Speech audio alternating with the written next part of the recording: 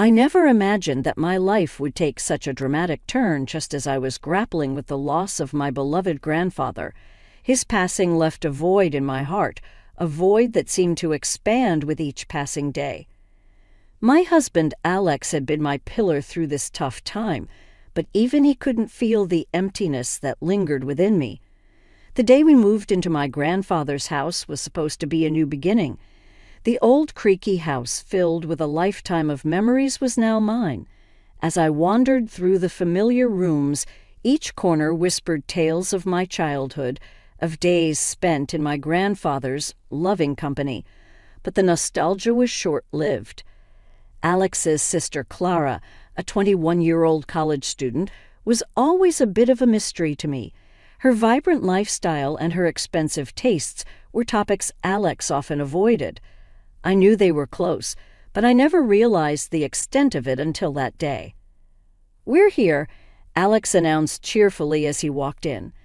Clara was right behind him, her presence as striking as always. She carried herself with an air of confidence that bordered on arrogance. Anna, surprise. "Clara will be staying with us from now on," Alex said, a smile plastered on his face, oblivious to my shock. "Staying with us, Alex? What do you mean?" "We never discussed this," I managed to say, my voice barely above a whisper. Alex shrugged, his casual demeanor fueling my frustration. "The house is big enough, and it's perfect timing. She needs a place to stay while attending college. It's family, Anna." "Family," he emphasized. The word echoed in my mind. I had always believed that family meant caring, understanding, and most importantly, respect. This felt like a betrayal, a decision made without my consent. Clara smiled, a smile that didn't quite reach her eyes. "Thanks, sis. I knew you'd understand.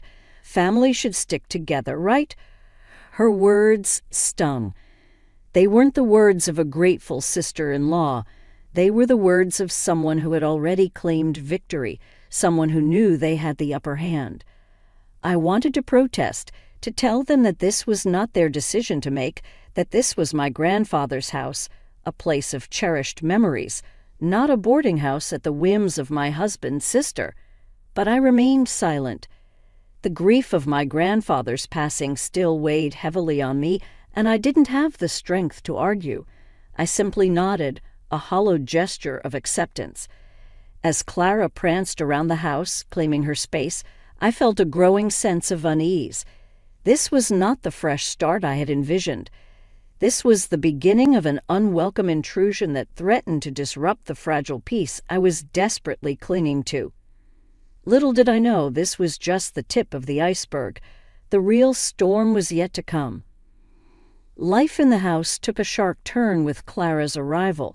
Her presence was like a storm, disrupting the quiet sanctity of my grandfather's home. She paraded around the house as if she owned it, her laughter echoing off the walls, a constant reminder of the unwelcome change in my once peaceful sanctuary. It was a Thursday evening, the kind of evening I used to spend curled up with a book in the living room, but now the room was Clara's stage. She was sprawled on the sofa, her expensive handbag carelessly thrown on the table, and her eyes glued to her phone. "Anna, could you make us some tea? I'm exhausted from college work," Clara said without looking up from her phone. Her tone wasn't of a request. It was a demand, a command that expected compliance. I paused, the request irking me. This wasn't the first time Clara had treated me more like a housekeeper than a sister-in-law.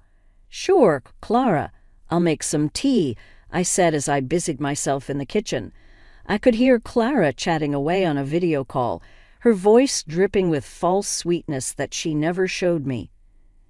"Oh, Alex, he's so caring, always looking out for me. I'm so lucky you have a brother like him," she cooed into the phone. I clenched my fists, the sound of her voice grating against my nerves. It wasn't just her taking advantage of Alex's kindness that bothered me. It was her complete disregard for me, for the home that held so much sentimental value. Later that night, Alex and I lay in bed, the silence between us a stark contrast to the chaos that Clara had brought into our lives. "Alex, we need to talk about Clara," I said, my voice steady despite the turmoil inside. He turned to face me, his expression one of confusion. "What about her?" "She's just getting settled. Give her some time, Anna," Alex said. "Getting settled, Alex? She's taking over the house. She doesn't respect our space, our rules." "This is too much," I replied, my frustration bubbling to the surface. Alex sighed, running his hand through his hair. "She's young, Anna. She needs guidance, and who better than us? We're her family." "Family or not, there are boundaries, Alex. We can't let her walk all over us," I argued, hoping he would see reason. But Alex was unyielding. "She's my sister, Anna. I can't turn my back on her. You need to be more understanding." Understanding. The word hit me like a slap. How could he not see the disruption Clara was causing? How could he be so blind to her manipulative ways? I lay there, a sense of helplessness washing over me. It was clear that Alex wouldn't stand up to Clara, and I was left to fend for myself in a home that no longer felt like mine. The next morning, as I prepared for work, Clara sauntered into the kitchen, a smirk playing on her lips. "Anna, I'm having friends over tonight. Make sure to cook something nice, okay? We need to impress," she said. Her words were a clear challenge, a blatant display of her disregard for me. I met her gaze, my resolve heartening. "Clara, this is my house, not a hotel. You can't just invite people over without asking." Clara laughed, a cruel, mocking sound. "Oh, please. Alex won't mind, and you wouldn't want to disappoint your husband, would you?" Her words were a clear taunt, a jab at my relationship with Alex, but I stood my ground, the fire of defiance burning within me. "This isn't about Alex. This is about respect, something you clearly lack." Clara's smile faltered, her eyes narrowing. "We'll see about that, Anna. We'll see," she said as she walked away. I knew that this was far from over. Clara had declared war, and I was caught in the crossfire, in a battle that threatened to consume me. The tension in the house escalated to unbearable levels. Clara's audacity knew no bounds, and her latest stunt was the most outrageous yet. She had turned my home into her personal playground, hosting parties and gatherings as if she was the lady of the manor. It was a Saturday evening, one that began with the unexpected arrival of a group of Clara's friends. They entered the house with the familiarity of regulars, their laughter and chatter filling the once tranquil space. "Anna, darling, why don't you join us? It's a party," Clara exclaimed, her voice dripping with sarcasm as she handed me a glass of wine. I looked around at the unfamiliar faces invading my home, my hands trembling with suppressed anger. "Clara, this is not acceptable. You can't just bring people over without asking me." "This is still my house," I said, my voice firm. Her eyes narrowed and she leaned in close, her breath reeking of alcohol. "Your house." "Oh, darling, you really need to get with the program. This is our house now, and besides, Alex doesn't mind. Do you, Alex?" Alex, who had been watching silently from the sidelines, offered a weak smile. "Come on, Anna. It's just a small gathering. Let's not make a big deal out of it." A small gathering. The words echoed mockingly in my ears. I turned to face him, my voice steady despite the turmoil inside. "Alex, this isn't just about tonight. It's about respect, boundaries. Clara is taking advantage of our kindness." Clara laughed, a cruel, dismissive sound. "Kindness, Anna? You really are amusing. You act like some martyr, but we all know you're just playing the victim here." I felt a surge of anger at her words, but I refused to give her the satisfaction of seeing me lose control. "Clara, enough. Your behavior is unacceptable, and it stops now." But Clara wasn't done yet. She stepped closer, her eyes gleaming with malice. "Oh, I'm just getting started, Anna. You think you can control me. You're nothing but a sad, lonely woman clinging to a house full of old memories. Get over yourself." Her words cut deep, but I refused to let them break me. I took a deep breath, my resolve hardening. "This is my home, Clara, and I will not let you destroy it."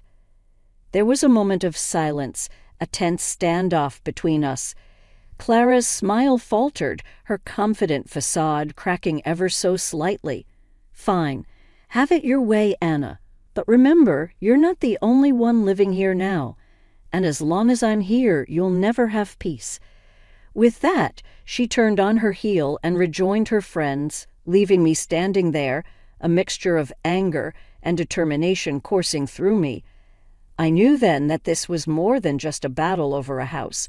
It was a fight for my dignity, my self-respect. Clara had declared war, and I was ready to stand my ground, no matter the cost. The days following the party were a blur of tension and silent hostility. Clara's presence in the house was like a dark cloud looming over every moment, every interaction. But the breaking point came on a Tuesday evening, an evening that would change everything. I arrived home from work to find Clara in the living room, her laughter echoing through the house.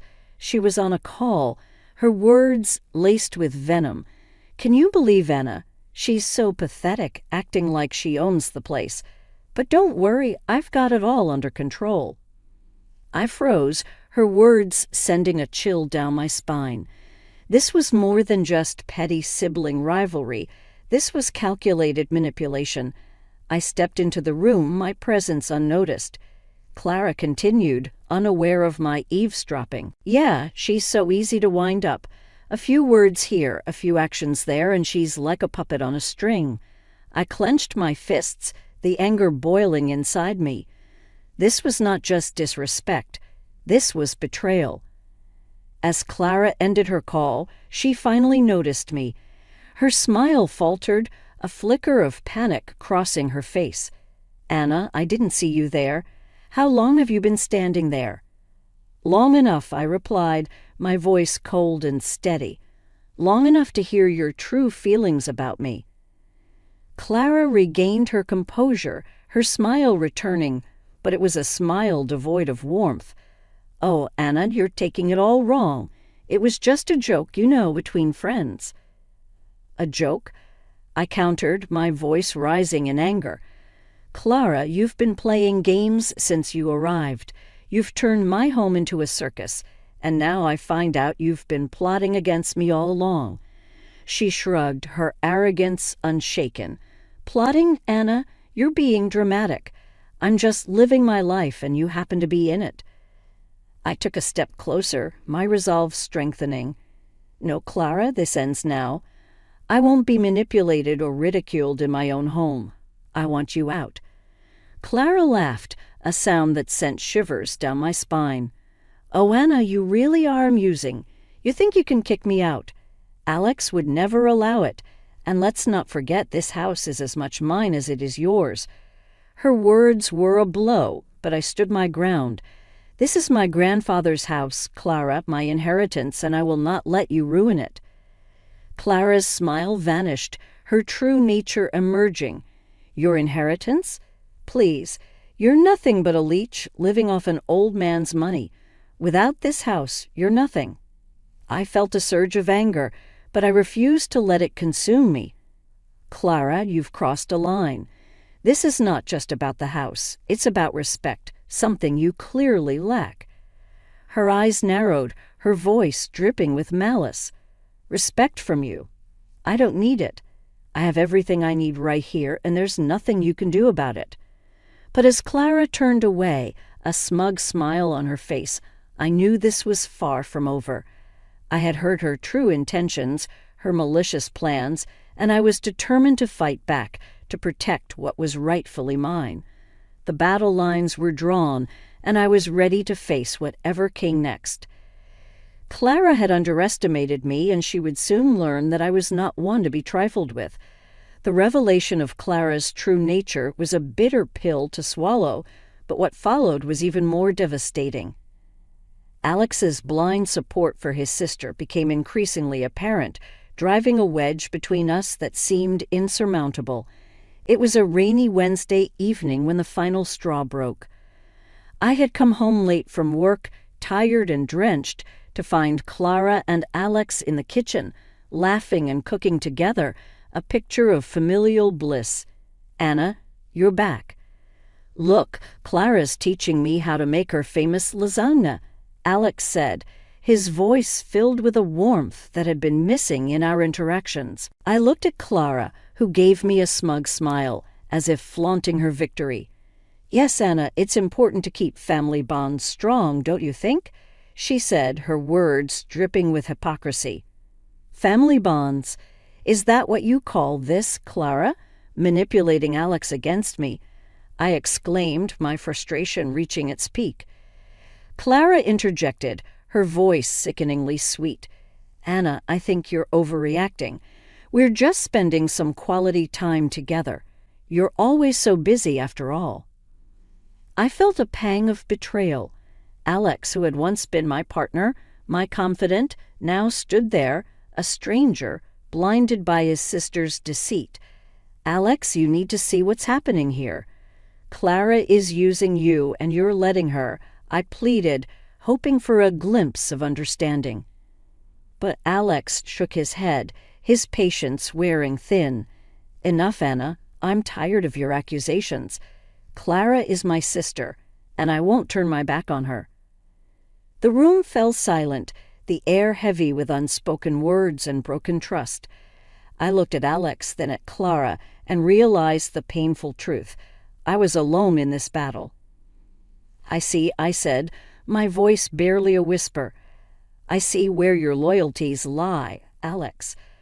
Without another word, I turned and walked away, the sound of their laughter echoing behind me like a cruel reminder of what I had lost. That night, as I lay in bed, the realization sunk in. My marriage was crumbling, and Clara was the architect of its destruction. But I was not going to be a passive victim in her twisted game. I made a decision, a vow to myself. I would fight back, not just for the house, but for my dignity, my self-respect. Clara had awakened a strength in me that I never knew I had. The battle was far from over, and I was ready to take a stand. Clara had underestimated me, and it was time to show her that I was not to be trifled with. The days that followed were a maelstrom of legal consultations and personal reckonings.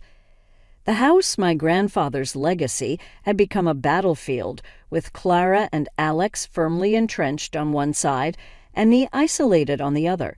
It was during one particularly cold morning that the situation reached a boiling point.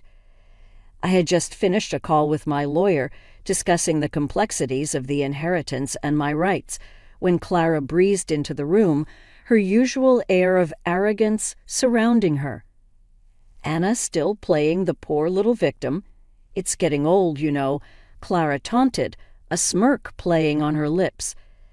I looked up, my resolve stronger than ever. "This is not a game, Clara.